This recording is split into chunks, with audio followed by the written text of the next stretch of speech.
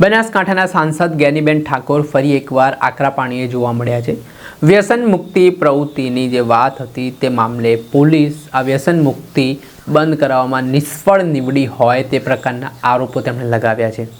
તેમણે કહ્યું છે કે વાવ અને થરાદ નવો જિલ્લો બન્યો છે ને આ જિલ્લો રાજસ્થાનથી અડીને આવેલો છે ને અહીંયા ગેરકાયદેસર પ્રવૃત્તિઓ હજી થમવાનું નામ નથી લઈ રહી।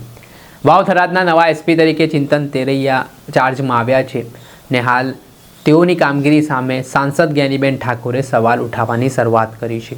જે સ્નેહ મિલન કાર્યક્રમ મળ્યો હતો કોંગ્રેસનો, તે સ્નેહ મિલન કાર્યક્રમ દરમિયાન તેમણે ચિંતા વ્યક્ત કરતાં કહ્યું કે રાજસ્થાન છે તે વાવ થરાદથી અડીને આવેલો રાજ્ય છે ને ત્યાં બેફામપણે બુટલેગરો છે તે દારૂ ઠાલવી રહ્યા છે, એમડી ડ્રગ્સનું વેચાણ થઈ રહ્યું છે તેવી પણ ચિંતા વ્યક્ત કરતાં તેમણે ગંભીર આરોપો પોતાના નિવેદનમાં પોલીસ સામે કર્યા છે।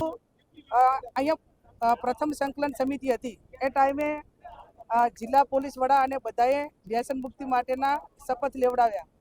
તો શપથ તો તમામ વિભાગોને લેવા કરતાં પોલીસ તંત્રએ જે કામ કરવાનું હોય નથી થતું ને એના કારણે ક્રિમિનલ હોય, બદીઓ હોય, વ્યસનો એટલે એમડી, આજે તમે એમ માનો કે થરાદ એટલે રાજસ્થાનને આવીને અડેલો જિલ્લો છે, ત્યાં બેફામ રીતે દારૂ આવે અને એના કરતાં પણ આગળ આજે થરાદની અંદર એ સમગ્ર આ વિસ્તારનું એમડીનું હબ બન્યું છે।